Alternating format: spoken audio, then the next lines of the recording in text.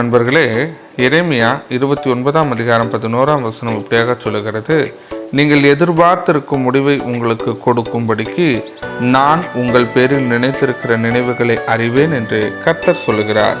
அவைகள் தீமைக்கல்ல, சமாதானத்திற்கு எதுவான நினைவுகளே என்று சொல்லு. ஆமாங்க, ஒரு உழவன் விதையை விதைக்கும் பொழுது அந்த விதையினுடைய சூழ்நிலை ரொம்ப இறுக்கமாக இருக்கும். மண்ணுக்குள்ளே அந்த விதையை வச்சு மண்ணால் மூடிடுவாங்க. அந்த விதை ஒருவேளை அதனுடைய நினைவில் பார்க்கும் பொழுது, என்னை ஏன் தனித்து விட்டுட்டாங்க, என்னை ஏன் இப்படி மண்ணை போட்டு மூடிட்டாங்க, என்னை சுற்றி இந்த மண் நெருக்குதே அப்படின்னு நினைக்கலாம். ஆனால் அந்த விதை சுற்றி இருக்கிற மண்ணினால் ஊட்டச்சத்து பெற்று வளரும் பொழுது தான் ஒரு அழகான செடியாக, அதன் பின் மரமாக கனி கொடுக்கும் என்பதை நாம் அறிந்திருக்கிறோம்.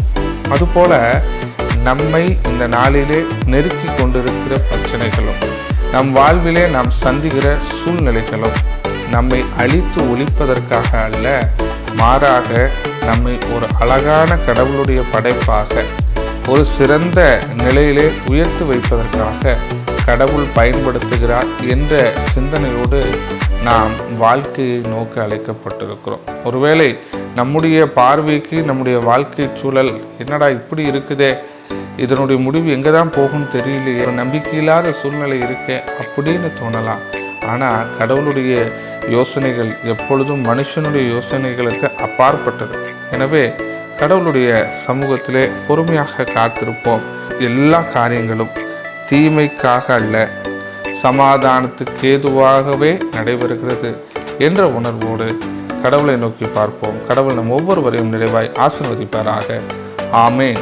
மற்ற வீடியோக்களை தொடர்ந்து கேட்க இந்த சேனலை சப்ஸ்கிரைப் பண்ணுங்கள். இந்த வீடியோ உங்களுக்கு பிடிச்சிருந்தா லைக் பண்ணுங்கள். தொடர்ந்து உங்களுடைய விமர்சனங்களை